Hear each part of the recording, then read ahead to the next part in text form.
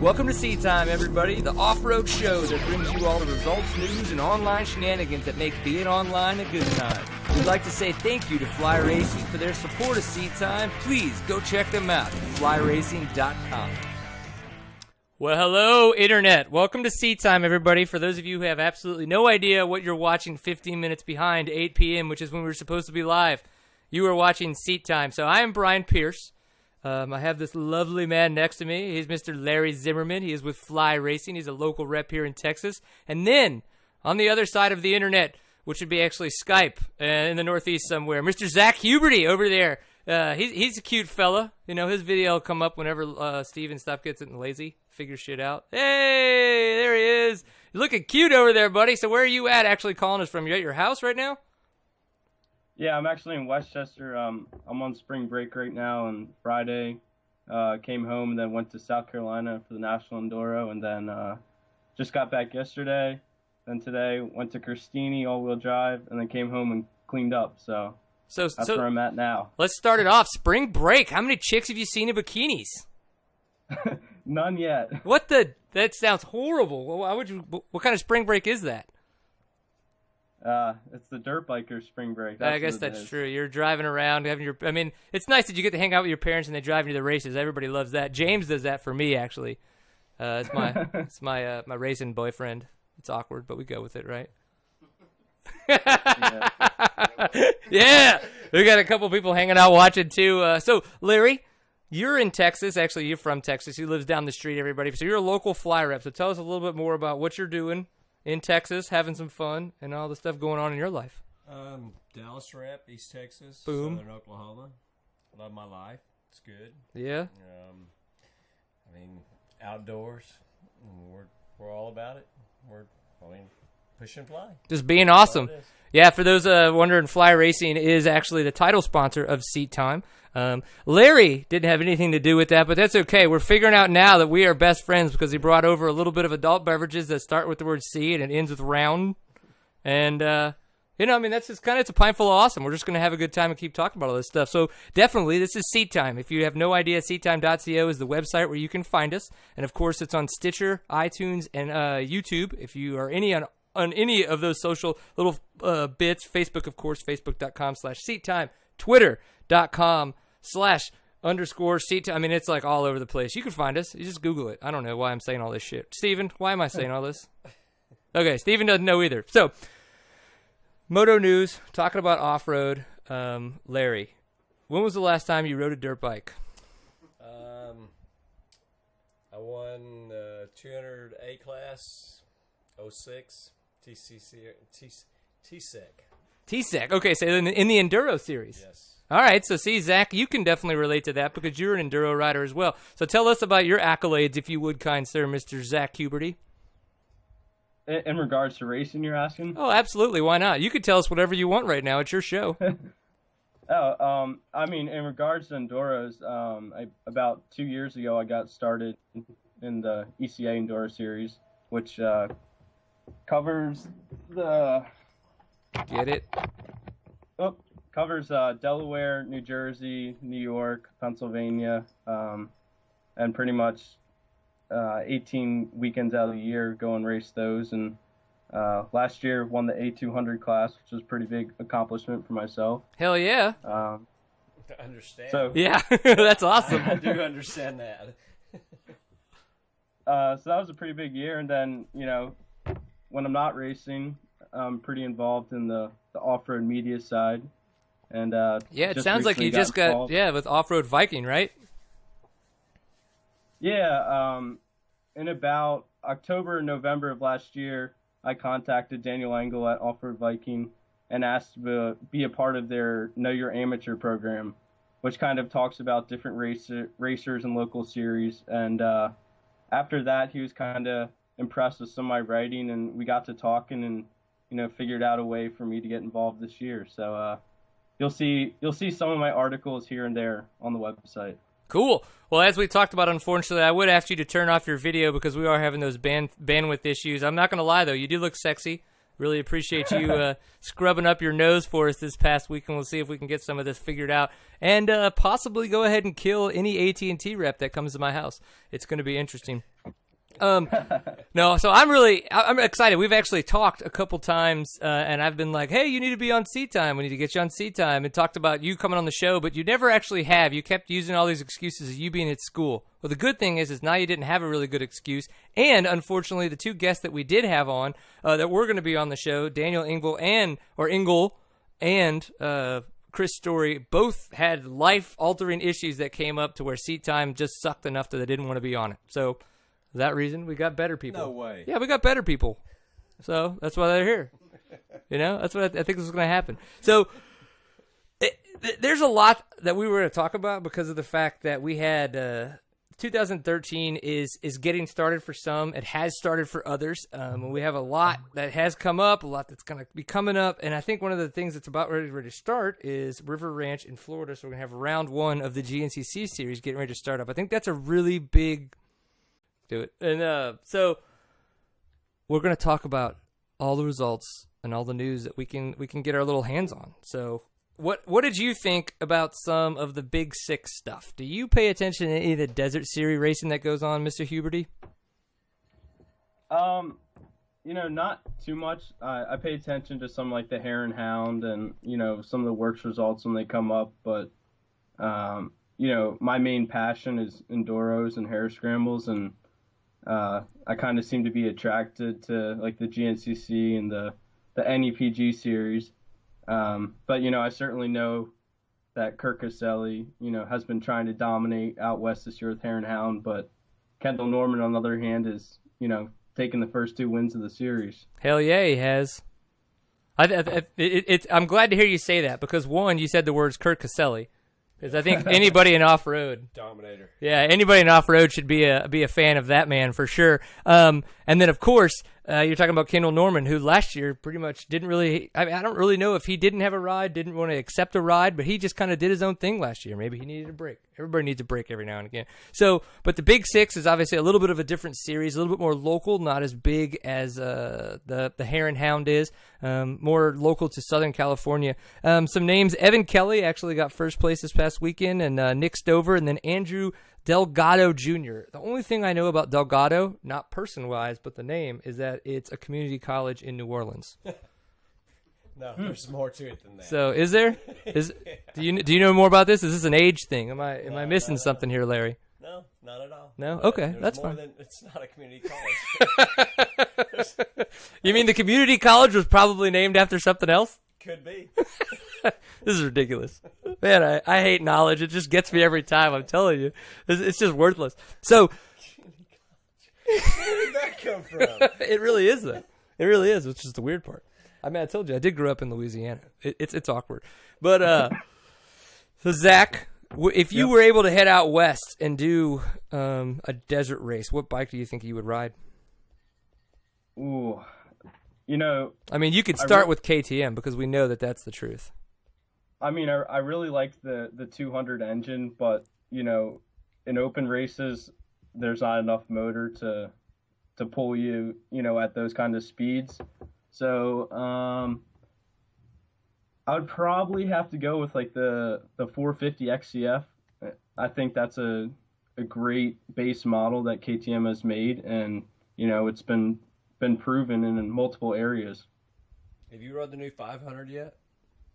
I have tried that. That is definitely a tractor of a motorcycle. Yeah, I bet, dude. I bet. I've never ridden the 500. I've ridden the 450 a couple times. I rode a 505. I know the engines have changed a little bit, probably the transmissions as well. I don't know. 500 Super 13, and it's okay. It is a tractor. Man, where'd you ride that at? At the KTM demo days. Oh, where was that at? Brian Story's place? Where was that? Actually did it Oak Hill. Oak Hill? The motocross, man. Motocross. But it didn't matter. What are you doing at a motocross? Tractor, dude. Look at you. Tractor. He's like, I would jump those jumps if I knew how. Dude, don't feel bad. We'd be out there looking at them together being like, I don't know what you're supposed to do on those. No. We're off-road riders. We don't know what the hell's in going the on. rail. Yeah, exactly. It's like, that's why you put the flags when you make the off-road course to go through the jumps and not over the jumps, right? It was awesome. Yep. The corners. That thing tractored in the corners. It was absolutely amazing. Yeah, I don't know what I would ride out west. I don't think I'd ride a 2-stroke, and if I did, it would be a 300, just hands down. Or probably the XCW, just so you could just freaking move. But I don't know. 4-stroke. Chris with Kurt Caselli rides. That's what I'm gonna ride. Right? Yeah. That's what I'm talking about. All right, before we talk about a little bit of the national enduro news, because of the fact that Mr. Zack Huberty was there this past weekend, the LACC, so another kind of local race for us, started up this past weekend. In round 1, they had their Spring Creek MX. So Forrest Smith, who was actually their winner for 2012, took the win this past weekend. Michael Williams in second, and Jason Harvey in third. Those are all fairly big names on, I guess you would say, on the southern kind of Sarah circuit for enduros and hare scrambles, and kind of the southern United States. It's unfortunate that they don't get a chance to travel too much. Yeah, to see how they would do. Yeah, because you'd think going to national they would be actually in there. Exactly. No, and I would love to see them. I know we'll definitely see them at the Acadiana National, which is going to be in April. Zach, are you going to be making it down for that? Unfortunately not. It's just too far with college. It's a heck of a drive, dude. What I could offer to you is you could ditch the Offroad Viking team, and you could fly down here, and I would drive you in my seat time rig. I'm totally killing. You don't have to ditch Offroad Viking. You can stay with us. That's a Class A ride. Come on. Yeah, seriously. I'm a AA rider in Texas. In Texas. Yeah. No, he says Texas. That's Texas, Louisiana, Arkansas, Oklahoma, New Mexico. It's a circumference here. So what that really means is I'm not top 10 anywhere. That's what it's talking about. You know, it's quite unfortunate. So I try to ride really fast and still get my ass kicked. It's horrible, but it happens. You look good in the GoPro videos I saw of you. Oh, did you? Especially when I hit that guy and fell over. Did you like that too in section 1? I didn't see that part, but I saw. Maybe I should have kept my mouth shut then. I don't know. I saw some of the wide open sections that you were riding. I mean, it looked like a blast to me. Oh, dude, no. I think you're probably. No, not Cole. No, he's talking about me at the at Cycle Land. So shut your face, James, because I did beat you there. I know, I didn't. I was gonna say that I did, but I didn't. Notches is awesome. It's a beautiful, fun, fast track. Yeah, dude, that's definitely one that you should come down for if you're going to come to Texas, because I have a guest room, so if you want to come down and try to get fast, I know Cole Kirkpatrick. I mean, I'm not telling you I could actually get you to meet him, but he's around here, so you could definitely hang out with him if you wanted to try. I'll try. All right, cool. Okay, so now we're talking about some Texas stuff. We'll bring it into some of the results that happened with the TCCRA. Started up. I mean, so we had Cecil Parker on. If some of you guys don't remember that, you probably had as much to drink as he did. So he was in a good place. Yes, you know, that's was. allowed. That's allowed. He's an adult. He can do whatever the hell he wants. Middle of the week, not race Yeah, weekend. especially on seat time. This is kind of how it goes. So Caleb Ramsey got first place, and then we had Austin Henderson in second and Cody Beck in third. Now, because I know these guys, it's kind of hard to not just completely talk about them that much. Caleb Ramsey, obviously a very, very talented rider, had quite a number of championships, actually, between TCCRA, Toro, and others. Great kid. We raced 125 Expert together for years. Yeah, you're 30 years his senior. Probably. Yeah, maybe. Yeah, probably. But that's okay. age is nothing. Yeah, I'm not going to make fun of you because you could probably still beat me. No. So Austin Henderson in second. And I actually really happy to see Austin Henderson up there because Austin Henderson just came off a really bad leg injury. I know that he had to have some surgery, all kinds of stuff. He was racing in Toro in the heavy A class to kind of like get his feet wet and then come out the pro, get second, and Cody Beck in third. Cody Beck's been doing really, really good, coming back into the pro classes after he went in, did a bunch of traveling in Europe and school over there for becoming smart and hopefully be able to buy us stuff. Give him a kudos. Oh? Kudos. Oh, Koodles? I was thinking you said Scoodles. No, I thought you said Skittles. Okay, give him Skittles. Yeah! Cody Beck, you get some Skittles, third place. You're the best guy ever. No. Well, so I heard that the race was extremely freaking dusty. James, would you like to give us a recap? It was really dusty, but there was quite a few muddy creek crossings. Yeah? We all looked like we were riding the muddiest track ever, but you just get wet and the dust stuck to you, so it ended up being pretty bad on goggles, but It was a hard-packed, dusty mess. Oh, man. Well, Looked like good jumps. Yeah, they had about 10 ski jumps, just like fifth gear, wide open. that's the way they had them last year, too. They kind of like, some of them were creek jumps, like, Yeah, and some of them were, you know what's crazy? I hit all of those last year. Oh, I got to tell you, I thought I was going fast. I was not. Was that what I you was coming right up on the giant ski jumps, and I just let off just for a second just to coast over it because I thought I was going fast enough, and the guy that was in second place behind me, he stayed on the gas, and he went by me in the air like so fast.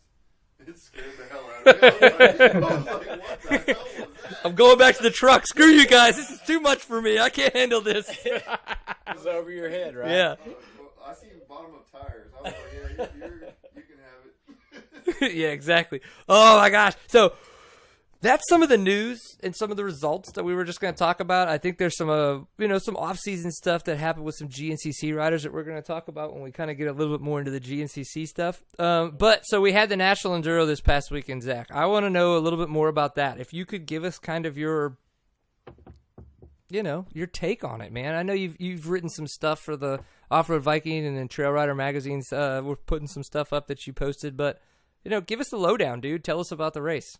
Your experience, if you will.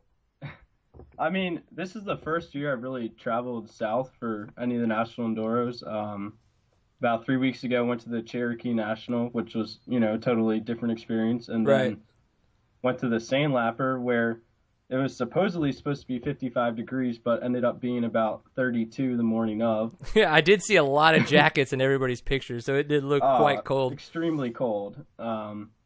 But, the race was probably one of the most spectator-friendly and pit crew-friendly of any Enduro I've ever been to. I mean, racers and all the fans and stuff could be at the beginning of every check, at the end of every check, and then they were allowed to see us during the check, which helps the sport in a way. I think you're absolutely correct. The fact that you can not only, like for some of the national guys, they really do make a lot of adjustments to their bikes throughout the day so that the mechanics can get there and get to them. And then guys like you and me, maybe if we have a friend or family that came with us, they could just get us that extra bottle of water or sometimes that extra goo or, things like that. It really does make a big difference. And then, of course, when you get badass pictures. Well, it's really hard to...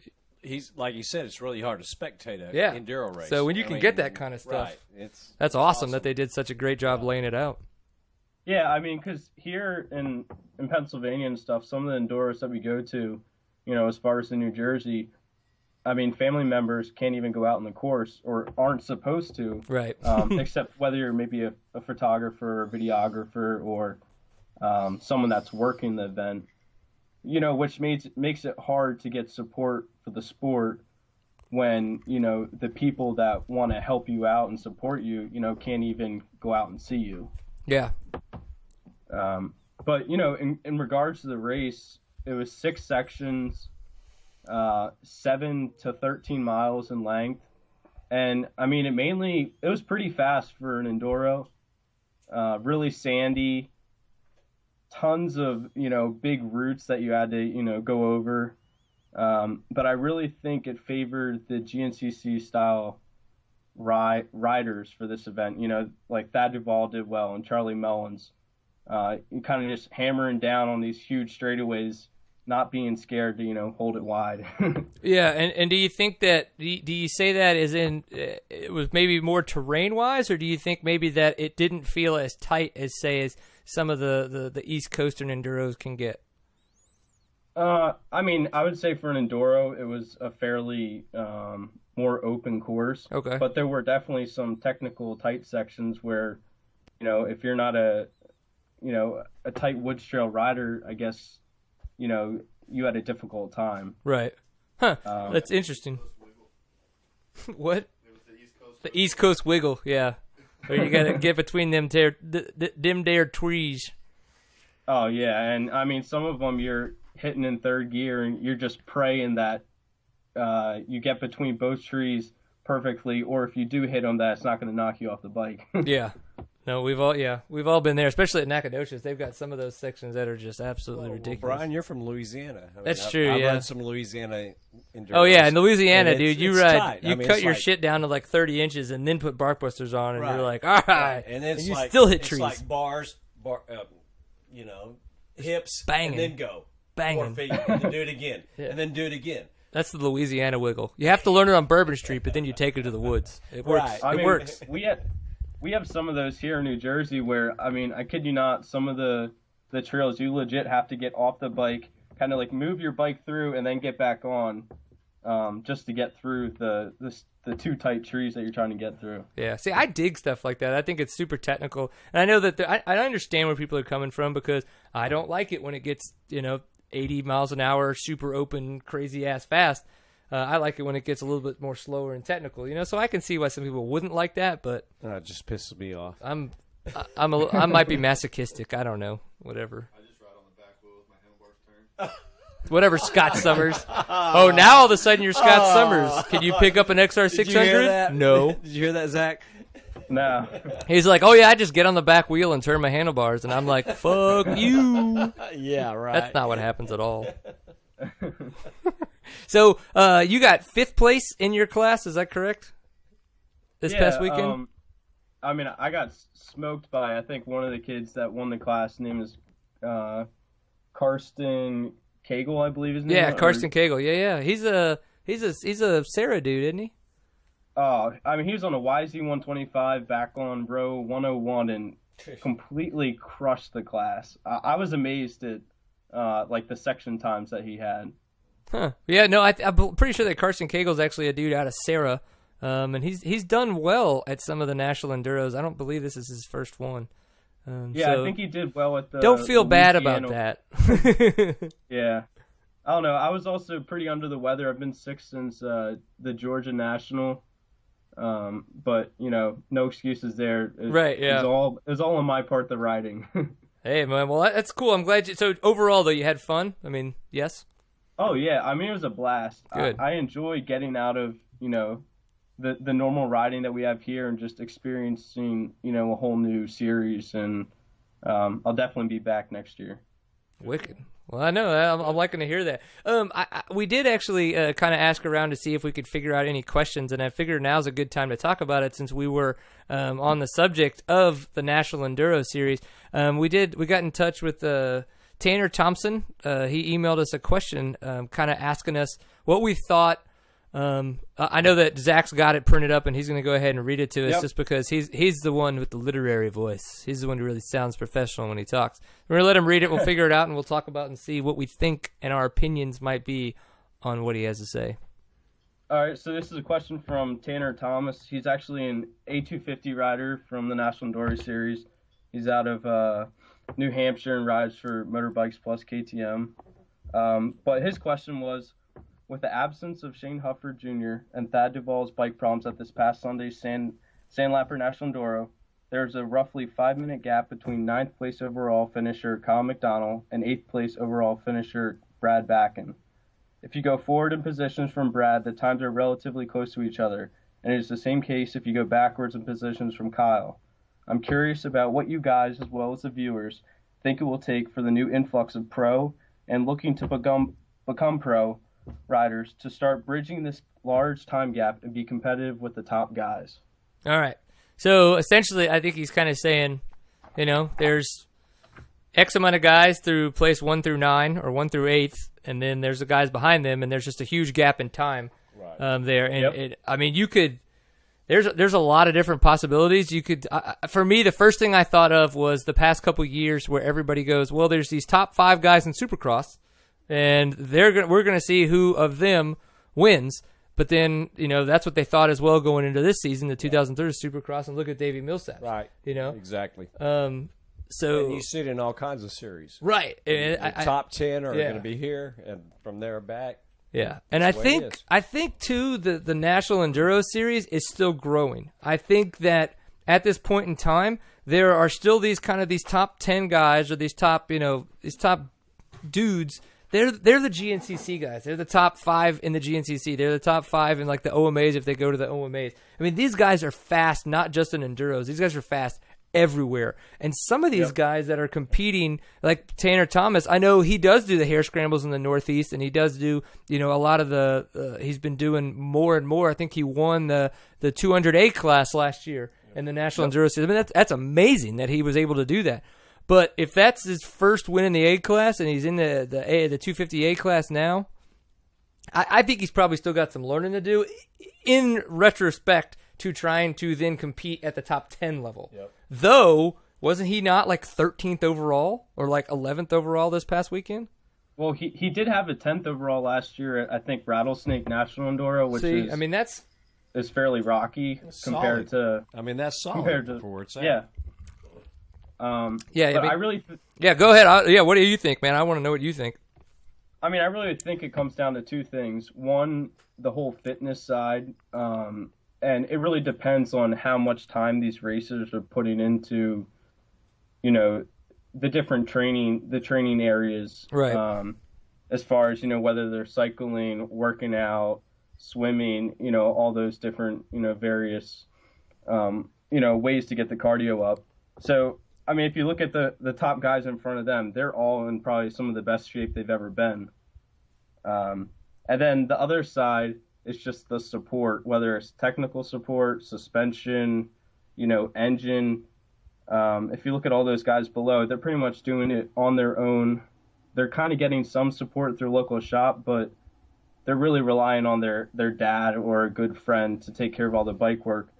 Versus the people in the top 8 overall, they either got a mechanic or factory, technical support, helping them along. Yeah. I think absolutely valid points. I think when it comes down to training, these guys, some of these guys too have been doing this, look at the Axeman, Paul Whibley. Now, obviously he's not the National Enduros right now, but that dude, he goes anywhere and he's like kicking ass and taking names, but he's been doing this for a really long time. And I think when you really go look at Charlie Mullins, somebody that's been just dominating the National Enduro Series this past year, 2010, absolutely kicked ass. Was unfortunately hurt, but in 2011 he won the XC1 class for GNCC. Guys like that, I mean, they have been doing this for so long. And I think like a guy like Tanner Thomas, it sounds like he's really started to come into his own speed in the past 3 years. I think when he's been competing in the National Enduros, I think he needs to keep with it. It sounds like he has not hit a plateau, and that he just needs to stay healthy and stay consistent, because it's obvious, you watch guys, they get injured, and that takes 6 months, 8 months off, and you just riding period, and then you've got to rehab, and then you got to come back. So you're not gaining any speed. You're just trying to find that speed again. No, I think he's future. Yeah, it's definitely future. Yeah, I know. I would love to see him come to Texas and see if he could get on Coles Row and see what would happen. What do you think, James? You think he will be at Texas. Ooh, buddy! But he'll have his own row because he placed, I believe he's 10th or 11th overall right now in points. Right. Okay. Now I have a question about the way that they've changed up the points in the row system. Now when they change your row, is that per the last race or per your current point position? I believe for this past weekend's race, it was just for like the first race's position, like how you did. Mm-hmm. But I believe from now on that they're doing it based on the points overall that you've accumulated. Okay, that makes complete sense. And yeah, I just honestly, we've had some people ask those questions, and I was like, I want to. Every time I reread their press release, I just honestly felt more confused. So, just maybe bad wording on their part, maybe bad, English on mine. Whatever. So we'll figure it out. I mean, I've been meaning to go back and look over that press release. I was just thinking about today. Where will Mike Lafferty? What row will he be on next week or the next Enduro? Yeah. Just trying to see how they calculate it. Because some of those guys that were, had pro rows before last year, now they may not have a pro row coming up. They may be, further back on row 45. Right. Yeah, and that would it's interesting. But Charlie Mullins, I mean, he was what, 31? Yep. The first one, and kicked ass. Now he's on 21, and he kicked ass. I mean, I think you just got to turn the throttle and ride harder, right? I mean, that's what I would do. But I think the first Enduro actually favored the later row, and last weekend's enduro favored kind of the guys up front. Really? Okay. From my opinion. Yeah, and what row were you riding on, Zach? I was on 45. 45, and do you typically ride that far back, or is that unnormal for you? I just try to stay out of the pros way, so that's why I picked 45. I figured that'd be, with the last pro riders. Yeah. See, I'm just the opposite. For whatever masochistic reason, I like doing like 15 to 18. So that way in the really, really long test sections, at least 1, 2, and 3 will come blowing by me, and I get to like stay on their ass for like at least 5 seconds and just like be completely enamored and really enjoy. Year 1-200, we were running 9 through 21. I mean, that's where I stayed, 9 through 21. See, it was part of it. You get to watch that kind of stuff, and I like that. But someone comes by, you try to tag in and train with. Yeah, absolutely. For at least 3 turns.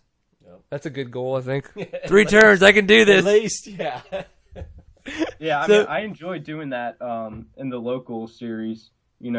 Especially where some of the speed is similar, or maybe a little faster, and just seeing how much further can I keep within this section, right? And then try to do that throughout the whole race, and I mean, you end up doing a lot better than you would without them behind you. Yeah. Yeah. No, I think you're absolutely right. I mean, it looks... Test of yourself. Yeah, absolutely. Okay, so Charlie Mullins, first place. He's got the points, obviously, because of the fact he's got 2 first so far. That was Sandlapper Enduro was round 2, the National Enduro Series. We got Mike Lafferty in second, which he was on his new Husqvarna FE350 opposed to his... yeah. Oh, yeah. Wow. Way to go, Brian. Husqvarna, you idiot. But so him on his blue KTM with his FE350 is pretty impressive. So, and then of course Thad Duvall on his 450 Honda. Was it on his 450 or 250? It's a CRF 250R. So he was on his 250. Look at that shit. It's a good thing I asked. Yeah, good for him, man. He went to it because I think he thought it would be a little better in the technical woods, and I think he also mentioned that he was able to ride a lot more aggressive with it versus kind of trying to tame the 450 and all these tight wood sections. Right, that makes sense. I mean, it sounds like a lot of the reasons that Mullins went to the 350 this year as well. Yeah, so, exactly. Look at these guys changing it up and being awesome. Maybe I should ride a 4-stroke. That's probably not going to change much, is it? Nah. It's unfortunate. It's unfortunate. Okay, well, I know that we've kind of like gone through some of the results. We're gonna see about talking about some of the GNCC stuff that's coming up. We've got another little friend of ours that's going to come jump in, but we're going to try to call in really quick Jeremy Saylor, who is going to be the producer of the GNCC for 2013's the GNCC webcast. He's going to kind of give us a little bit of a rundown on what's going on. Now, I know that you guys can't see me that much. Like I said, we're figuring all this stuff out. We're trying to make stuff happen. But one of the people that I definitely want to say thank you to is Fly Racing. So flyracing.com is where you can go check them out. They are the title sponsor of Seat Time. They have been phenomenal supporters of this show and everything that we do, and we love having them as a partner. They're a lot of people see them nowadays in motocross and supercross, but I don't think that a lot of people really realize how huge they are in the off-road industry. I mean, it's like you guys sponsor more off-road series, I think, than any other gear manufacturer out there, and you guys don't. So yeah. I mean, off-road is our thing right now. Yeah. We are pushing very, very hard on off-road. Yeah. So I mean, if you want to help support people that are supporting our industry, opposed to maybe going, oh my gosh, that's the coolest shit ever, or what? I mean, you want to support Fly Racing. You want to go to flyracing.com. Maybe go to your local dealer, check out all their stuff. I mean, obviously Andrew Short and Trey Kennard look fantastic. No. But that's Supercross. No, but that's what I'm saying. But truly off-road. But that's what you want to get guys like me and Zach. Look fantastic in Fly, right? I mean, we look good anyway, but right now we look good in Fly Racing. So I don't know about that, but yeah, I mean, I have pants on right now, so you guys can't really tell just how absolutely beautiful I am. But my shoes are small, right, James? Zach, are you getting a picture of this? I think he's probably getting a picture of. I think his pants are off. He's getting a picture of Steven's head, unfortunately, and his shoes. Oh. The Goonies. Oh man! Hey, you guys! I don't know if it was a cut at us or a cut at Steven or yes. It could be a little bit of both. So, all right, Larry, tell us a little bit more about Fly Racing. You're here. Give us some highlights. Give us some awesome stuff. What should we go check out? We put more money into off-road racing across the nation than any other company. what you just said. Right. I mean, That's awesome. If you're not wearing, if you want to get paid for racing right now, wear a fly, because we're paying. Contingency is huge. It's huge. That's what I'm talking about. Everybody likes getting paid. Yeah, exactly. So that's pretty much what I can say is we put the money behind off-road, even way more than motocross, Trey, or Andrew, right, or anyone. We put the money behind off-road right now, and that's where we're going. That's the field we're trying to target. So hell yeah, yeah. Well, Zach, yeah, you see it. Did you see the new spring 2013 gear yet, Zach? I haven't had a chance. For some reason, the release of that, snuck by me. I've been stuck on the 2013 gear that they released, over the winter, and I love that sonar gear, the red, yellow, and black set. I've been meaning to get a set. Just working on it right now. Oh, yeah. Oh, Zach, you've got to look at the spring release. It looks sick. Fantastic. That kinetic mesh stuff, with all the lightning bolts and everything. Yeah. I was like, oh my god. Yeah. The new ads that they've made over there are so sweet. With all the lightning bolts, like you said, and I think their new background ad for their Facebook page is just probably one of the best ads I've seen in off-road. Yep. It's, like I said, we're trying to stay cutting edge. There's no doubt about it. We want to keep up with the Jones. Hell yeah. And blow them away on top of that. And like I said, we're giving y'all the option to get paid to race. I think that's not like a bad idea at all. It's huge right now. So, I pay myself to race. Okay. So So Brian, there's a lot of people that take me serious in life. You shouldn't be one of them. So stop right now and listen to everything that I have to say. All right. Well, I know Steve is still trying to figure this stuff out. We're kind of throwing this on him right now in the mix. So Larry, I know that we talked a little bit about seeing how we could shoot from the hip on this. So if we could swing it out and bring in Mr. Garrett. Yep. I agree. And we'll talk with Garrett Great for a little bit, and y'all need to hear this guy. And then that way we could talk with with Jeremy as well about the GNCC stuff that's coming up. And Garrett is actually he's with Motool USA, and he actually has he helps sponsor through Motool, helps sponsor one of the larger quad teams that's going to be competing in the GNCC series this year. So I think it'll be good to learn a lot more about them. So good. We'll swap that out and we'll see how this is going to happen. I don't know. You just turn that thing off, take off the headphones, and he could come sit down in this nice, really warm spot for you. What do you think? I'm all in. All right. I'll talk a little bit about what I did this past weekend because of the fact that it's absolutely hilarious. Yeah, I unfortunately did absolutely no racing, so it was probably pretty boring for the guys that want to just know about all the racing that went on. So instead of go to TCCRA or any of that kind of stuff, I hung out with the family. It's been a lot of stuff going on, unfortunately. So with that kind of stuff, we just just take some time with the family. I think everybody's got to do that every now and again. It's not, not the worst idea. Had a lot of fun. Made it to a family birthday party on Saturday. We did, I went out Saturday night, hung out with some friends. On Saturday night. I might have had a few adult beverages. So I'm going to go ahead and tell Garrett right now. Garrett, you probably better hear me. Not through there, but that's mainly so you can hear Zach. I see. So can you hear me? I can hear you just fine, actually. Yes. All right. Yes, all right. So that's okay. So tell me, what about your weekend? This past weekend we did the Grand Am race here in Austin, Texas, at the new COTA facility, the Circuit of Americas. Oh my gosh, that's the Formula One place? Yeah, correct. So you were down there? Yeah, they built it specifically for that. It's an amazing facility. They've done a great job.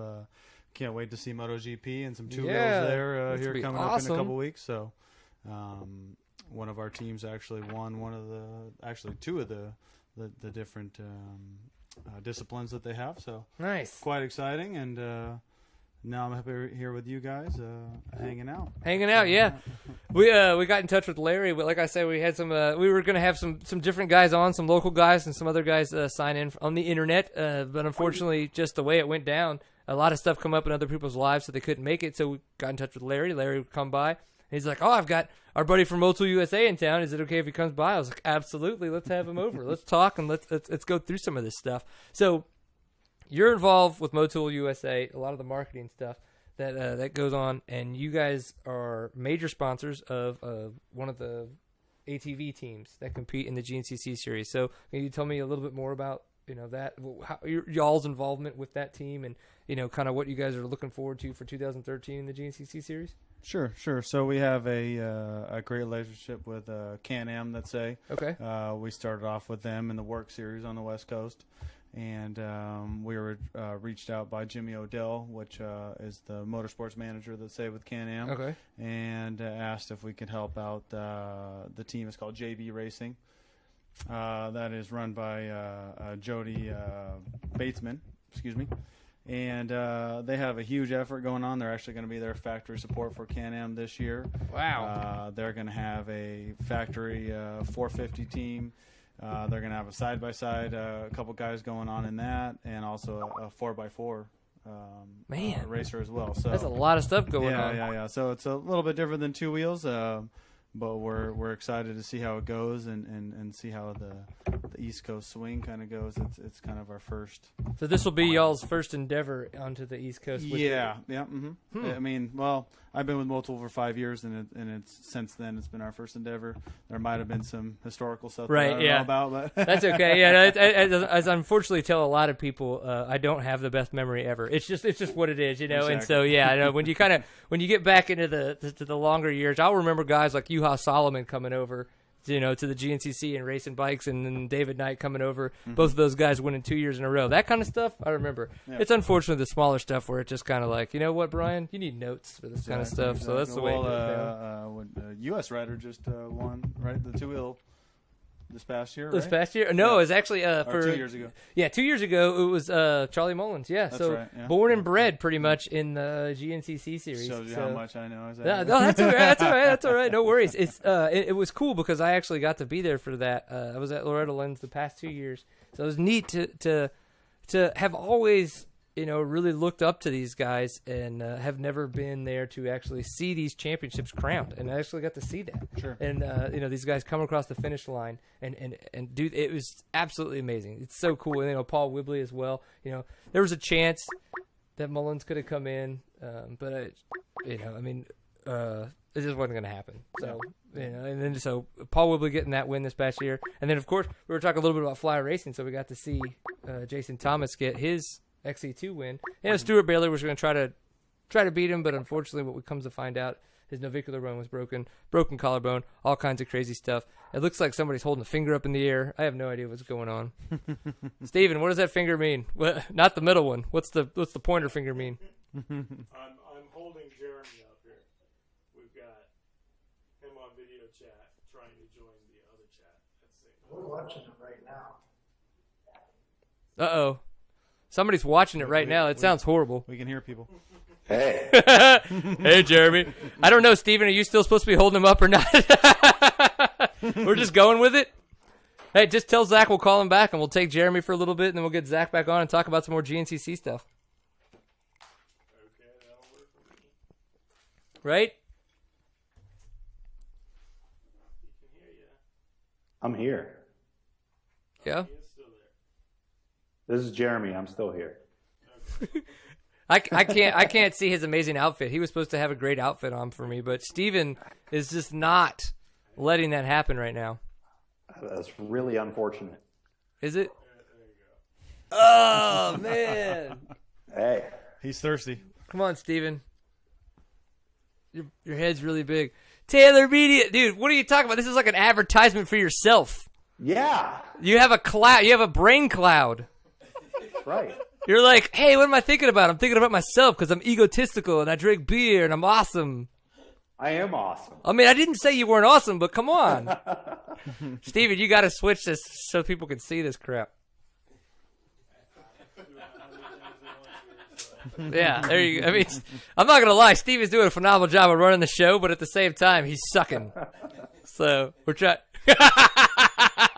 We're getting a big FU. That's unfortunate. So, Jeremy, we have had some bandwidth issues. So if for some reason I am like, holy shit, we're having more bandwidth issues, that just means that your video is kicking the fuck out of my AT&T shitty service. So I just want to preface that it's not my fault, but it is my fault. 10-4. 10-4. AT&T would appreciate that. We'll call them tomorrow and tell them about their system. You're going to talk to somebody in the Philippines? Yeah. I would love to talk to your manager. My manager does not speak English. Be like, fuck. Okay, so the reason why we have this fantastically gorgeous man from Taylor Media on the show is he is the producer for the GNCC webcast. So him and I actually got together last year when they were trying to do some of that stuff, and we hung out at Loretta Lynn's. We got to meet, we got to hang out and do that webcast. He had helped out with some other ones as well before, but he is going to be, I think, bringing what sounds like a phenomenal, like huge front of awesomeness to the internet for 2013 with the GNCC series. So please give us your rundown, give us your recap, give us your knowledge on what you guys are going to be doing for this year. Well, ever since the Loretta's GNCC wrapped up back in November, we've been pretty much nonstop on this webcast stuff for this year. And we've been scouring literally the entire world, figuring out how to bring the best technologies over to the GNCC series to make not only a webcast happen, but a webcast happen in HD and be able to bring live footage back from the woods to a central production area where we'll be able to broadcast out. So we literally have a guy coming over from England with this antenna system that we'll be able to run cameras through the woods and bring them back to wherever our production trailer is going to be around the finish line. And then we've got Rodney Tomlin, who's been the voice of the GNCCs for a number of years now. He's going to be the play-by-play guy for the webcast, and we've got a few other people involved, and it's been me and Carrie Bone from Mainstream Media, and it's just been a kind of our winter project. And Carrie Russell and everybody at Racer Productions, they want to make the Racer TV website be a portal for all types of racing. So it'll be live GNCC, it'll be the GNCC, the regular shows like they used to do, and ATV motocross, and they're running some California series on there right now, and just a ton of awesomeness. Boom. Racer TV. That's what everybody wants to have. Yeah, we need that set up here. Yeah, we need that set up here because this is I'm not going to lie. If somebody sneezes funny, this shit's going to go offline. So. Yeah, we have this satellite dish that's coming from a company called TotoCast, and it's the same satellite dish that a lot of news agencies are using, and we're going to be shooting it up on K-band. If anybody's been around long enough to remember the old huge satellite dishes you used to get at your house. Yes. Yeah, well, now people are using that stuff for doing internet broadcasts and microwave stuff back for news agencies. And so we're going to have internet service, and we're going to be streaming the video over this K-band connection back to TotoCast's server farm and getting these webcasts online. Man, that's so awesome. And so it's unfortunate because I realized when you said that Rodney Tomlin was going to be the one doing the play-by-play that officially means I'm not going to be doing it, right? Well, I mean, you're not down here in the Florida compound with me right now. So no, dumbass, no. I had to come down just like all the riders do and get a little preseason training in. So today, instead of drinking beer in my house in Pittsburgh, I drank beer outside by the pool in Florida to get ready for the season. I'm not going to lie. You got away from the snow in a very, very fashionable way. Yeah, actually, we were getting a snowstorm up there today, so I'm glad. We left Sunday morning and did a little road trip, my wife and I, and stopped in South Carolina and rode our bikes a couple places, and we got down here last night, and yeah, pretty happy with that decision. Yeah. It seems like it. Yeah, no, it sounds like you guys are going to have way too much fun down there. So you guys are going to be able to go to like Daytona, Supercross, and all that fun stuff? We're going to try to go to the Supercross. Saturday for the GNCCs is the practice day for the quads. So we're going to get down there on Thursday to start setting up. So hopefully by Saturday afternoon, we'll have a pretty good grasp on everything, and maybe we can scoot out real quick and go to Daytona Supercross before our first live show on Sunday. Cool. Okay, so first live show on Sunday. So we're just talking to Garrett. Garrett is actually a marketing manager at Motul USA, and they are a big sponsor of the JB Racing team. Correct. That is going to be racing on that Sunday, practicing on that Saturday. So make sure you take plenty of video of them for me, please. He's not going to be there at the GNCCs, but if he were to want to watch said team on the internet, where would he go to watch said webcast of his team? Everything's going to be on racertv.com. We purchased racertv.com in the fall. For $1 million. Yes, something close to that. And they're doing a big redesign. I beat the shit out of a 12-year-old. I'm not even going to tell you what I did to his mom, and then I had to pay off his dad. It was just a bad situation. It was either pay off my student loans or buy racertv.com, and we went racertv.com. Yeah, it's unfortunately, let's just put it this way. I still have student loans. So, yeah, it'll be racertv.com, and there'll be a link there to go to the live webcast, and you can either just watch it and do nothing else and just enjoy, or there'll be an option to sign in, and you'll be able to chat with us, and there'll be some social media things and some contests happening. And then the live timing and scoring will also be built into the players, so you'll literally be able to just watch everything in one spot. Bullshit. Hey.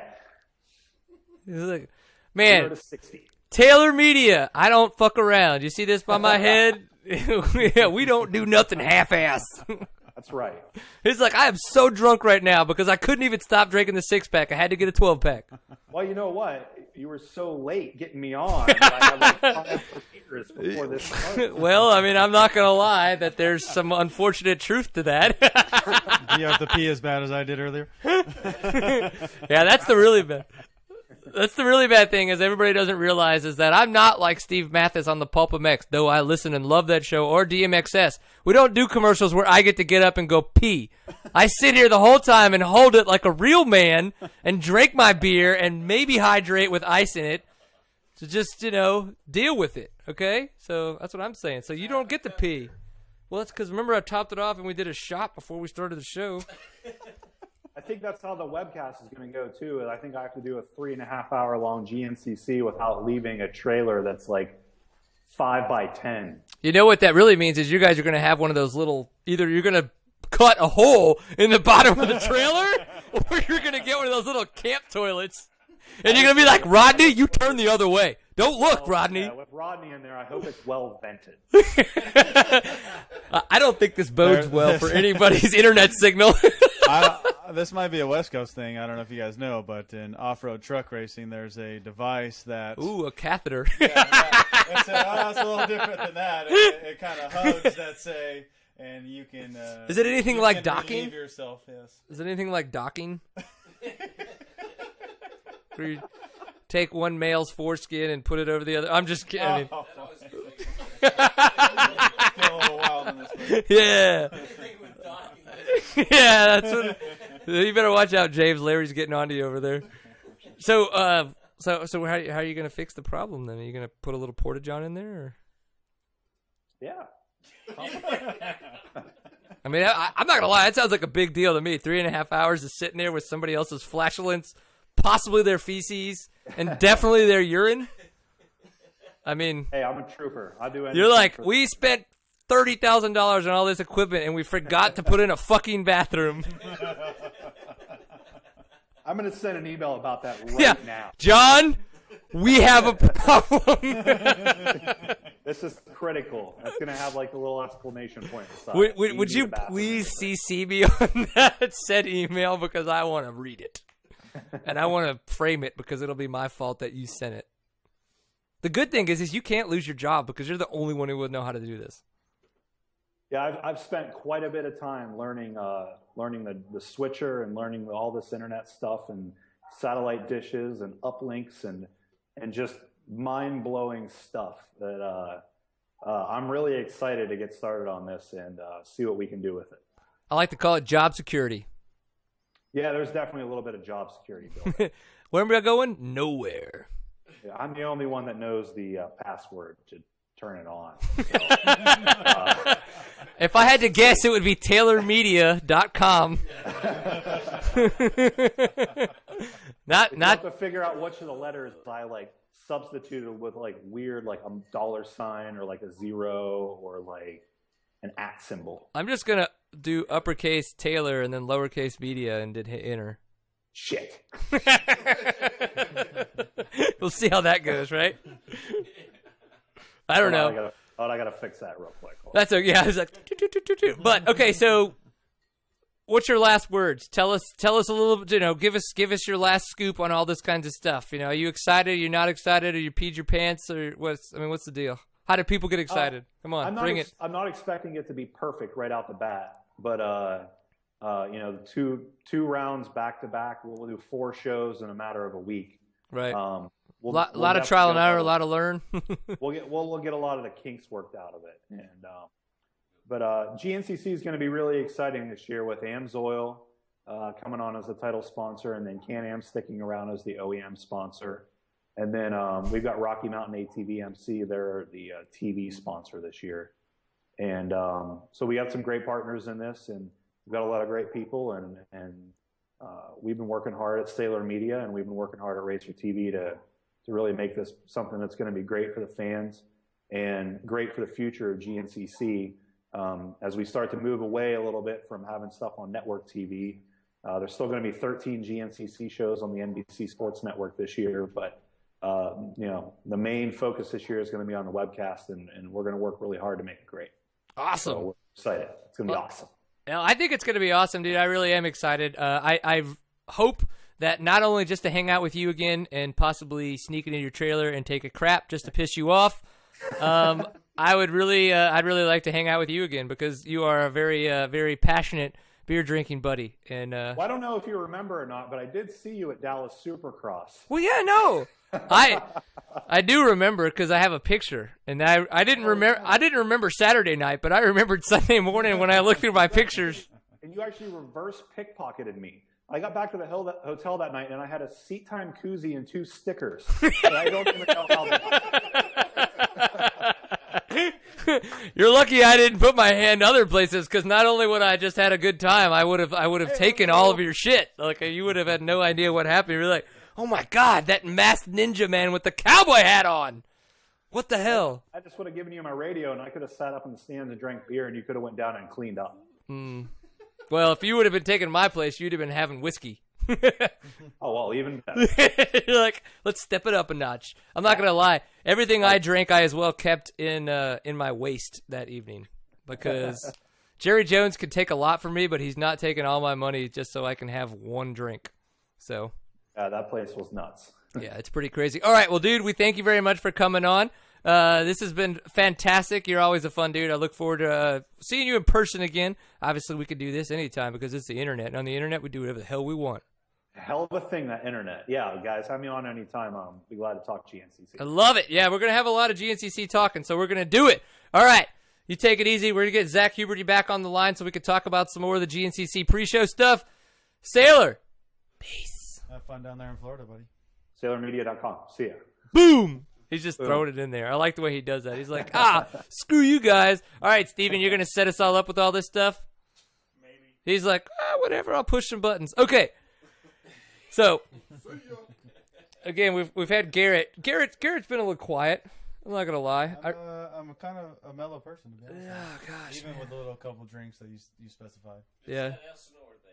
Yeah, crazy Southern. Where's that? These crazy SoCal people. All right, so he mentioned somebody that they were going to have as a title sponsor for GNCC, but that's okay. We've got you. Exactly. Well, I'll just keep shaking my head because of his comment. We've got you with us from Motul USA, so excited to have that for sure. So if there's any kind of social media type stuff, or if there's any websites or anything that people can learn more about Motul USA, or maybe more about the team that that you guys are sponsoring, JB Racing for GNCC, please give us all that kinds of information so that we can have that going forward.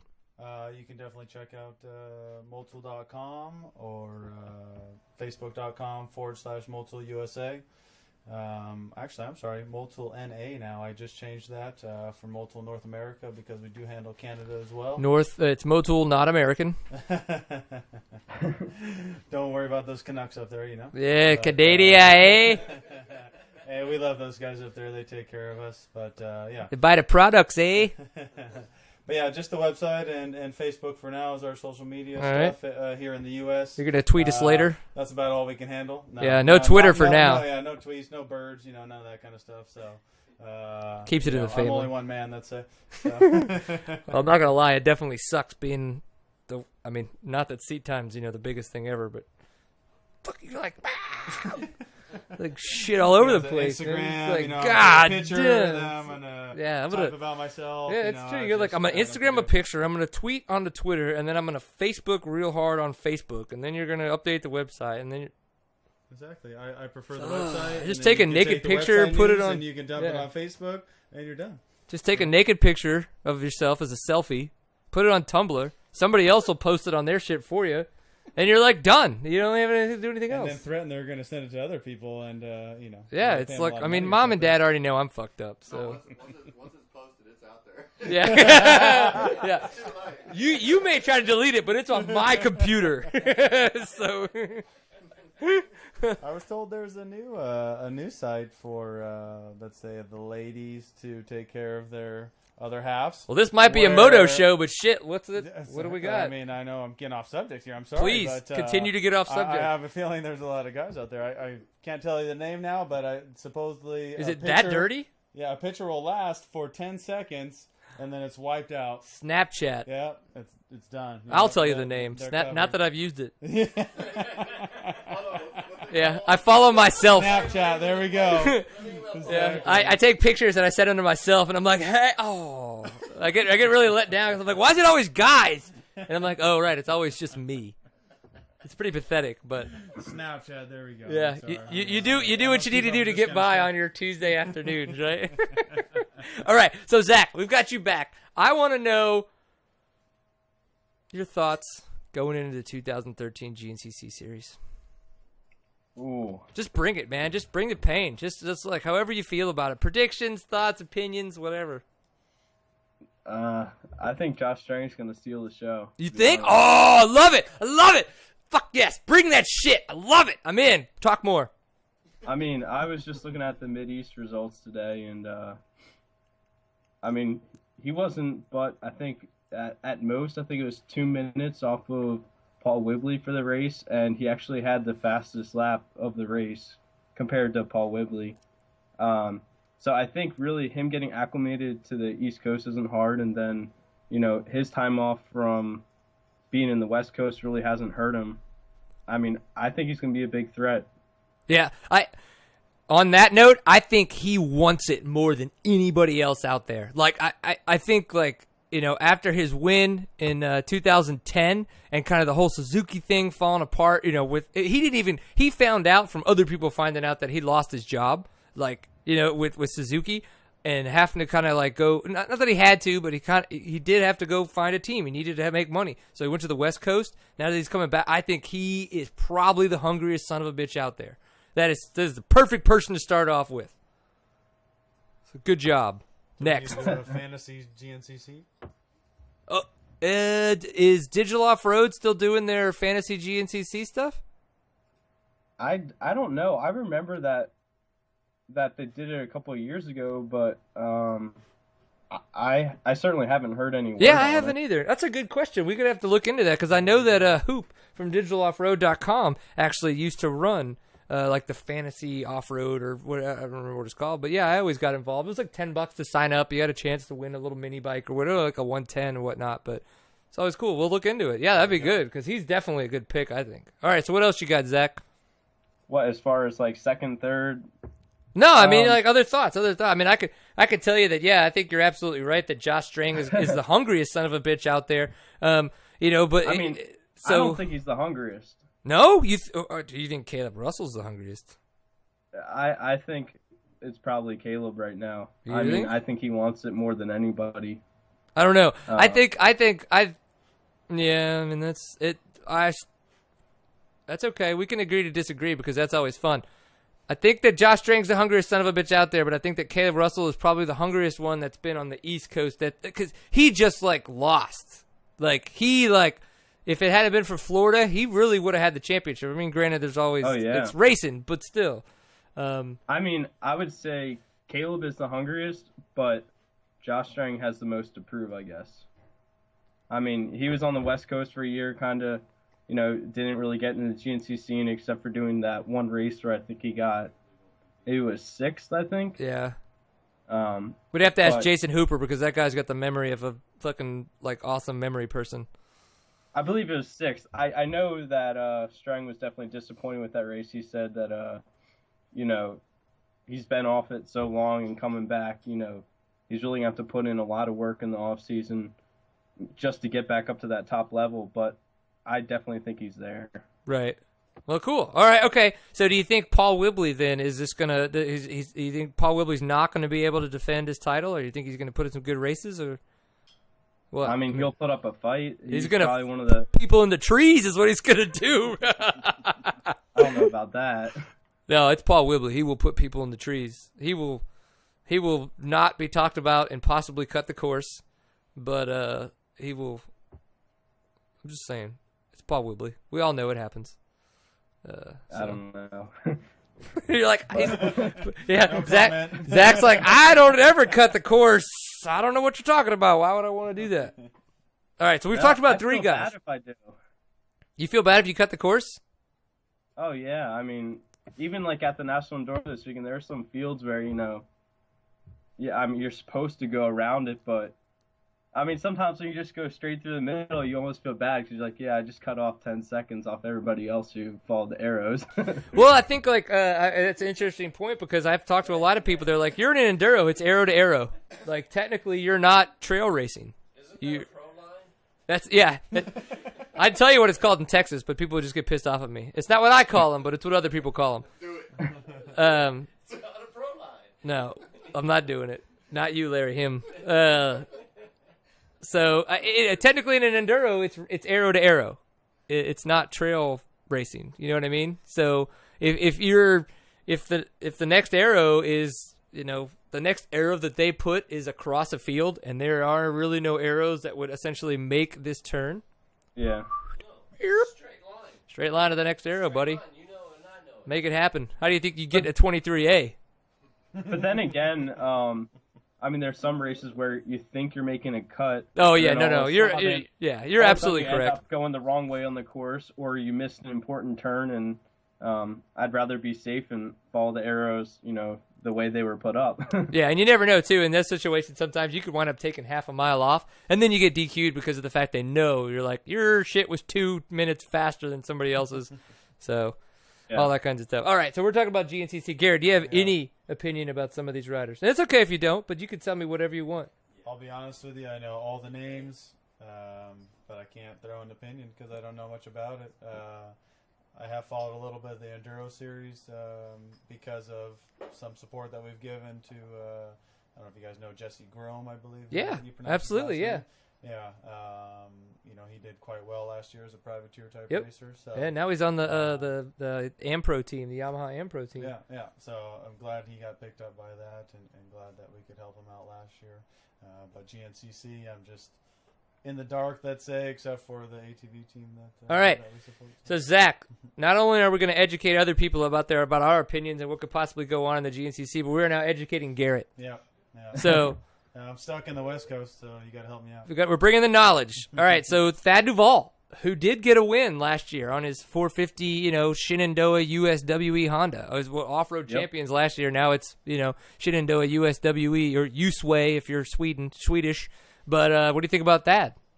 Thad's a mean dude. I mean, I think he definitely has the speed to run up front. In the past, his problem has always been consistency, whether it's, you know, I guess mechanical or getting injured in that kind of instance. But he's definitely matured over, I mean, last year he showed a lot of maturity in how he raced, how he's consistent every weekend, and how he kind of did settle for the 4th and 5th sometimes instead of getting, you know, knocked out of the race when going for the first, you know, going for the win. I think he's going to be a top 3 guy this year. And even at the National Enduros, he's turned some heads, especially last weekend, with the different section times and just how smooth he's gotten.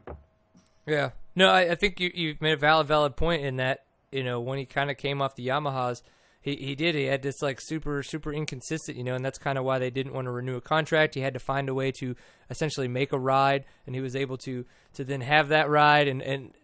But I think he was like, holy shit, I have to get it together. I have to find a way to continue to make a living at this. And he got smart about it. And I wonder if that quick education that he had over that off season is going to bring in something new for this year. Like he's had all this time now to really soak it in and be like, all right, I got the consistency thing down.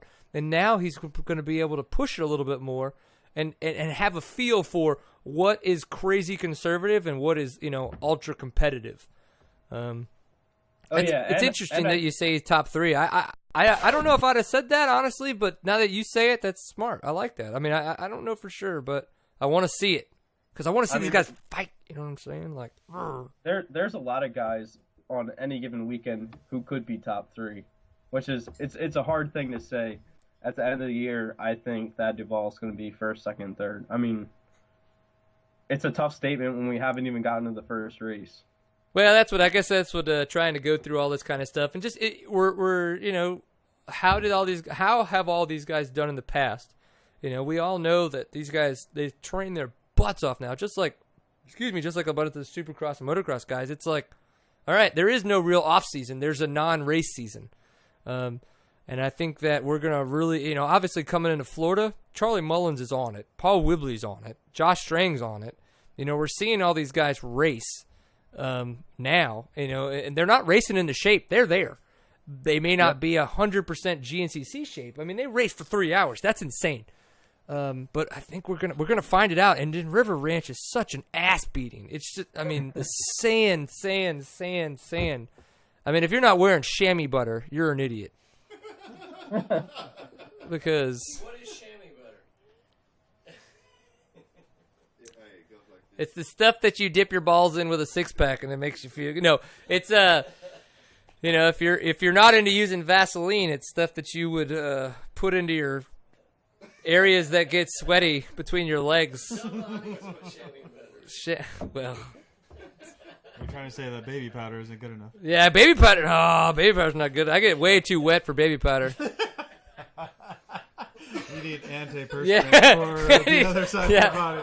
That's why I like chamois butter, because it's already moist. You know what I mean? Right, Zach? What about you, Zach? What do you put between your legs?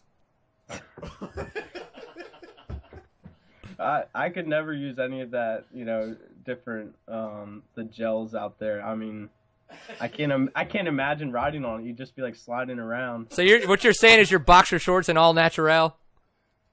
Yeah, I mean, boxer shorts and my fly racing pants, and it's good enough for me. Boxer shorts? What is? Oh my gosh! There's no. Well, that's fine. But really? I mean, like I recently got some like nice bicycle compression shorts to start using. Yeah. They have like a little padding in them, but I can't get used to it. It just seems too odd to have like padding in your actual compression shorts. I don't know.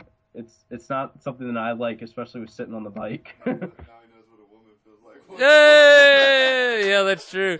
I personally I think the tighter the better when it comes to placing on those fun little shorts.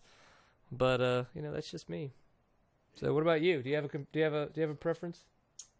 For me, I wear knee braces, so I just decided to go with the full kit.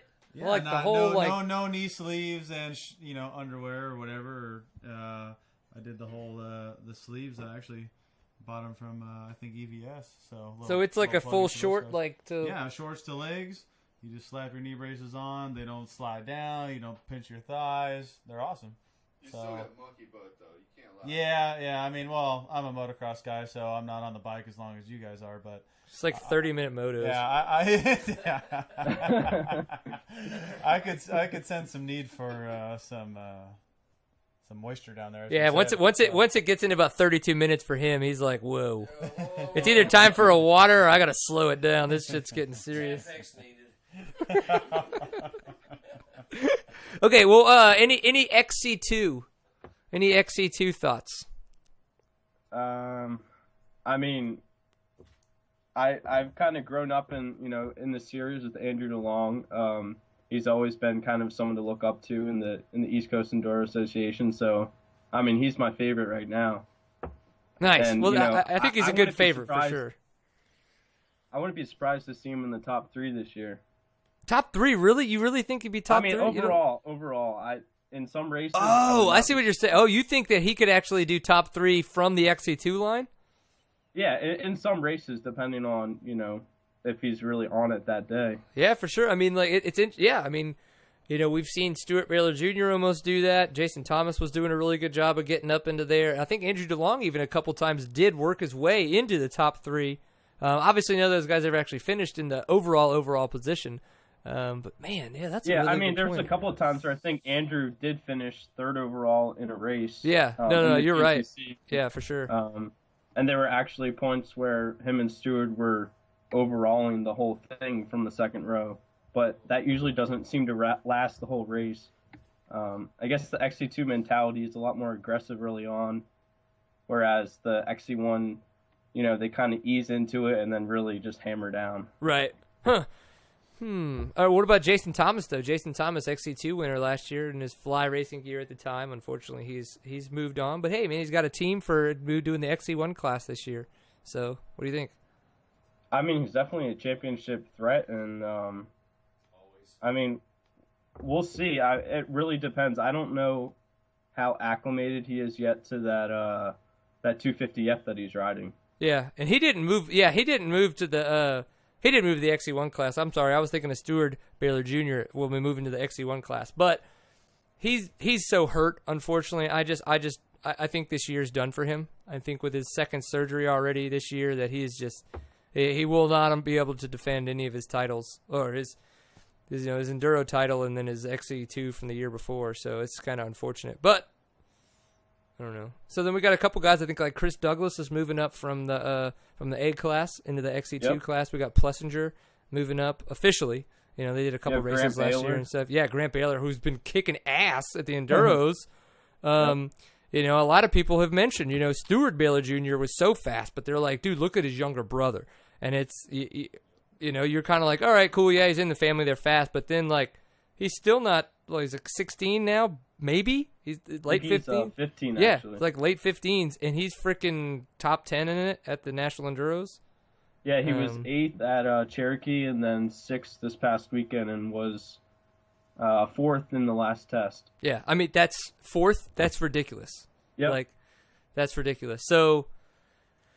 Dude, there's some talent out there, dude. It's going to be fun. It's going to be fun. I'm looking forward to this, especially with the fact we just got off. I'm sorry you weren't able to stay on. We had the stupid issues and stuff, but we just got done talking with Jeremy and everything, and it sounds like you go to racertv.com, and we're going to be able to get a chance to get a lot of information right there as it's happening. A lot of HD video footage. There's Rodney Tomlin's going to be commenting as everything's going on. We're going to be able to check out all the live previews. I think that's awesome.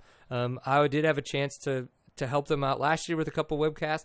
Phenomenal. I thought it was so much fun. I would only hope to get involved again at some point. We'll see. I don't know.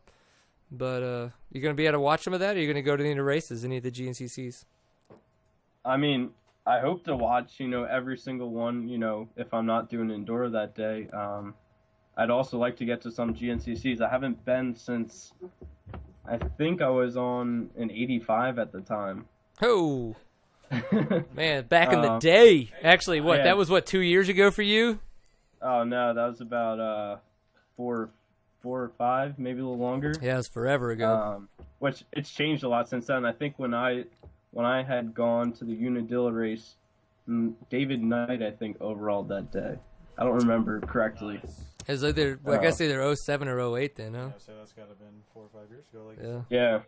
He's like, I'm not a mathematician, but Garrett's figuring shit out over here for us. Don't worry. He's our numbers guy. Chime in, yeah, he's our numbers guy. But I mean, I would love to get to some this year. It's just kind of hard with 18 enduros, then doing some NEPG and hair scrambles and all the other commitments out there. So yeah, we'll see. All right, Steven, can you hand me my phone really quick? All right, I'm gonna see what happens. Oh my god. Oh, my wife is talking about having her first sale on Etsy. Woo. So, Brian Elliott from Alliance Off-Road would like to give away one of their T-shirts, the All Heart T-shirt. So I want to ask you if there is any form of trivia, question, your age, whatever you want to. I'm leaving it up to you. Whatever you want people to guess, we'll ask them to tweet us on Twitter at @seattime_co with the answer to your question. So, if you could, I mean, I don't even need to know the answer, to be honest. As long as you know the answer, we're going to be good.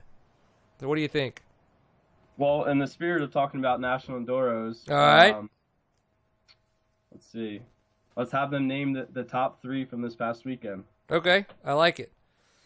Nothing too difficult, but, something to keep them on their toes. Right? I like that. Let's do it. Let's see what happens. I'm going to send out a tweet, too, to see as well what's going on. Top 3 this past weekend. And they can always check offroadviking.com for the answer.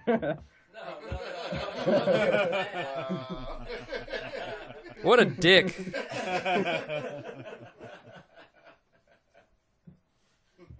him that. Wow. Check off our Hey, you were trying to get me to leave them earlier to go to Texas. So that I was had to get such a joke. I mean, not that I don't want you to come to Texas. You should come to Texas regardless. Zach riding's good here. I'm telling you. I would love to come out. It'd be a blast. It's apparently people specifically Mark Coach. We're gonna find out right now. Mark, a lot of people think your last name is Cock. Is it Cock or is it Coach? All right, I know you're watching. Let us know. So let us know, because we're tired of fucking behind your back figuring out how to pronounce your last name. So, damn it. I thought it was Cock. James was just hoping it was Cock. Okay? So, he's trying to claim that he already won the T-shirt. I don't really know if he did, if that's fair or not, to be honest, Zach. So we'll see. We'll see. All right.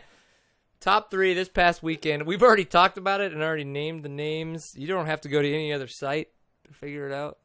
Okay. Tell him that Mark Weeks told me it was Cock. Ask Zach how he feels about Wow, he said it's Cook. Why would you pronounce Koch as Cook? Ask Zach how he feels about a guy named Cock winning his prize. Yeah. The guy with the last name of Cook that looks like Cock just won your shirt. Are you old enough to listen to this kind of stuff? Are you hearing all this? Ouch. Well, no, you're how old are you? 19? 21. 21? Oh man, I'm sorry, buddy. Yeah. Hey, I'm legal. I'm the legal drinking age. yeah, keep those jeans rocking, bud. You look good. 84 years ago? Yeah. You just said 4 or 5. 4 or 5, so I would go with 5. 5 years ago, Zach? 80s? You're off 80s 5 years ago? 2008. Yeah, I think I was 16 at the time. 16. I was 6 years into Texas. I think that was the last. I think 16 was the last year they allowed us for youth, because they started your birthday at the beginning of the year. So maybe I started out 15, ended the year 16. Look at you guys. Why would you test him? Why are you questioning it? Look at that face. He's so cute. This little nick on his nose from riding and Endure in the woods. Yeah. No. He's from the Northeast. He's from Westchester, Pennsylvania. I would have been right. Huh? Oh, yeah. Do you know Bam Bam? Oh, I mean, I don't know him personally, but yes, he does live here. So if you can you meet him personally and hook us up? No, with all his pranks, I wouldn't dare to. Does he go to the house and punch in the Yeah, he's like, hey, all you got to do is bring a hose or whatever, or snake. You know, he's terrified of those things. He cries like a little girl over exactly. that. There you go. See? That's your defense. That and huge triples that he's going to case, because at this point he's had his nose broken like 2 or 3 times. So don't do any of that shit. All right. I just wanted to see if anybody would say anything. That was kind of fun. An awkward silence. Yeah, it happens. All right, so some of the people that make this kind of stuff happen, we have to say thank you very much to our other sponsors of Seat Time. So Seat Time is brought to you as well in part of Powersport Graphics. So thank you. You can go check them out at ridepg.com. They're running some really good deals right now. So one of the cool things is you can go to their website and you're like, oh my gosh, that looks so amazing. I want that kit for my motorcycle. Go there, click on it, hit the ready to ship option. You buy it as is. Now, you don't get to add anything custom, but that's okay because you save 40% off the retail price. I think that is a really, really good deal. And so as well, if you go and you order before 11 a.m. Eastern time, which is, semi-early if you're on if you're anywhere else, but that's okay. Did I get Eastern right? I just want to check at this point. Yeah. Yeah, so which would be 8 a.m. Pacific. See, that would be really early in Pacific time because you guys in California, you don't wake up till like 9:30, smoke a bowl. Yeah, he's like, I'm so up earlier than 9:30. It is like 9:20. We're not all surfers there, sorry. Yeah, well, you should be. Sounds horrible. You should be. So, you could check it out. You could order it before 11 a.m. Eastern time, and you know what? Boom! Next day shipping at your door. What's up? So you saved 40%. It's at your door the next day. I think that's a pretty good deal. Or if you're just like, dude, that looks awesome. I want to order that from Ride PG. You can enter the discount code SEATTIME, and you save 10% off of everything. So, anybody that wants to shop at ridepg.com, you've got quite a few different options. Sounds great. I think it sounds fantastic. So, and then, of course, Squarespace. So squarespace.com/seattime is the URL that you want to go to. So Squarespace, people are like, what is Squarespace? It has nothing to do with motorcycles. Wrong. It's everything to do with motorcycles, especially when it comes to marketing yourself as an athlete. So if you go to Squarespace, you can purchase a domain and set up a website right there with all the software that they have included. So they have they have all the hosting involved, all the domain buying, and as well all the content management systems. So you can go in there and do all your content writing. So if you're writing race reports, you can go do all your picture uploads, all your video uploads. If you're doing anything, kind of more media related, or as well, if you're just like, oh man, I really want to support my sponsors, I'm going to put all this stuff out there where people can find it. You can do that through a website that you build through Squarespace. So I think it's a really good way to do it because you get in there and you really start to become one with the product. You can kind of figure, you're not just totally stumbling through it. They make it really easy for you to go in there and make an exceptional website. You sign up, and you use the discount code SEATTIME1 because that gives you 10% off your entire purchase. So everything you buy, you go, I'm going to sign up for a month. You get 10% off. Sign up for a year, you get 10% off for the year. So obviously, the more you buy, the more you save. But you're able to sign up, buy a domain, get in there with that, pick some wicked-ass template that makes you look really cool as shit. You can even customize it if you're into CSS and know how all that works. So I think it's going to be a lot of fun. I think people should do it. Have you ever built a website? I never have, but speaking it from sounds horrible, doesn't it? Someone that receives race resumes and things like that, or even race results. From what you said, that sounds great, but definitely make sure you send it to your sponsors and that they can see that. We see so many racers and talk to so many that we can't keep track of all of them. So the best you can keep up to date. And a guy who had a mom and pop looking website versus a guy that has a very professional looking website. Honestly, don't you think if you look at them, you would weigh in a little bit more on the more professional looking website? If someone sends me a professional resume, let's say, my eyes are gonna be attracted to that. So definitely. The good thing is if you know nothing about web design or web development, you can go to squarespace.com. You can sign up. You can get a free month. No credit card needed. You just sign up, try it out, put all your stuff in. You can even import stuff from all the other blogging software out there. Boom! Professional looking website. Absolutely fantastic. Squarespace.com/SeatTime.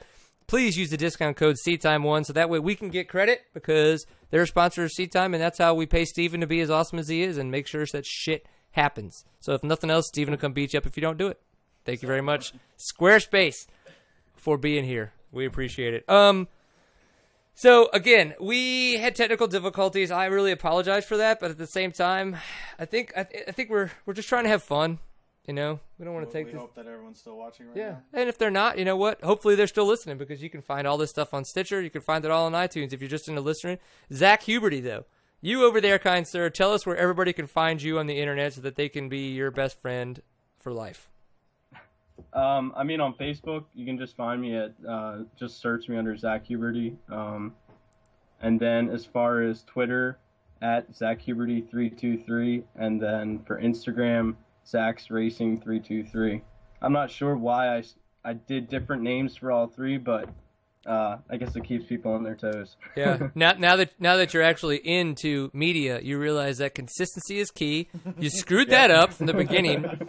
You've learned your lesson, and it's okay. That's all right. Yeah, we're at the same boat, unfortunately. I was like, oh, seat time, and I get to Twitter. No damn seat time. It's already taken. I was like, what the jerk? So I wonder who got that. seattime_CO. Yeah, he doesn't use it ever, and he never got in touch with me, so it's whatever. But speaking of Twitter and some of our social media and stuff like that, so Seat Time. You can find us at seattime.co. That's our URL. That's our website. So all this stuff is archived. So in case you are into watching some of these videos and finding out more about, you know, what we look like and how absolutely freaking attractive we are, seattime.co. Of course, that's all on YouTube as well.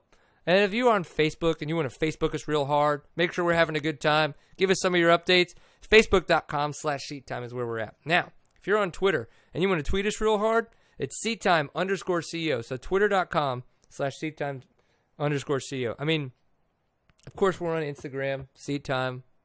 That's pretty easy. So, I mean, you're all over the place. It's a lot of crap. Yeah. I mean, I take pictures of my dick. I put it up on the internet. I think everyone just signed off at this point. Yeah, and we're done. No, but so this has been episode 76. I don't ever think that we actually introduced this. So thank you, Larry, for being on. Thank you, Garrett, for taking his place. Thank you very much. That guy. I mean, no, I'm just kidding. And then of course, Mr. Zack Huberty. Seriously, I have been trying to have you on the show for a long time, and I really appreciate you taking the time to come down to your parents' house and missing all the chicks in bikinis. I mean, I'm disappointed for you, to be honest. I've been meaning to get on the show, but honestly, my router up at State College is extremely slow, and worse than mine, apparently. I mean, some days I can't even connect to the internet, so it gets pretty bad.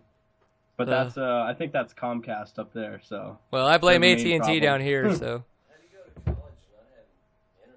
Oh, he goes to college and has internet, but at the same time, since he's in college, he doesn't have to have porn. So it makes it a little bit easier, since it's probably like dial-up. I understand that. But yeah.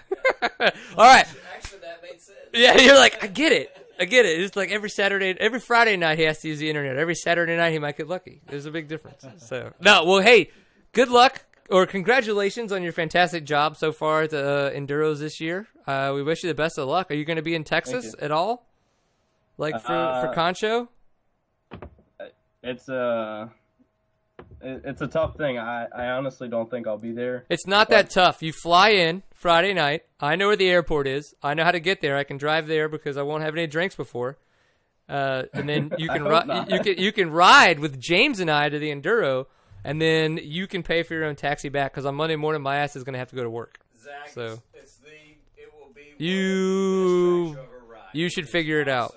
Concho, I am very, very excited for that national to be there. It's phenomenal course. You do not want to. You haven't ridden anything like this in the Northeast. It's the weirdest, shaliest, mesquite tree, rocky awesomeness that you'll ever hate. Yeah. Have you ever almost been run over by a buffalo? No. Come to Concho. 90% chance it's gonna happen. Yeah, I don't know. I mean, unless someone were to pay my way, there's honestly almost no way to get out there. It happened for other guys. Especially being back Monday. So. Tell him I'll talk to Bob Lowry. I think Fly could make that happen. I'm pretty sure we'll talk. We'll talk to our friends at Fly. That's in the room. I mean, I would love to even come out just for like the media, just kind of go out and write a race report. I mean, I don't even have to race the Texas National. I enjoy it just as much as watching it. Yeah, if you're out there for any kind of race report, and you're race reporting on riding for sure. But Steven and I are trying to make it out there together so that we can actually do some video and some hopefully some live interviews and stuff. We've got to figure out if it's even possible. We've unfortunately we keep having technical difficulties like this. We're going to shoot ourselves in the face before we actually get anywhere with some of the stuff we have in mind. But you know what? We're having fun doing it, so we're going to keep figuring it out. So hey, thank you for being on the show. Thanks everybody for being here. It's been a freaking grand time. And the one thing you got to remember about seat time is you got to always enjoy a pint full of awesome, right? Boom, bitches. Right. Thanks for being here, Garrett. Hold on. Let me get the seat time cup here. Get the crown. Cheers. Thanks for having Boom. us. Zach, thanks for talking with you. Thanks.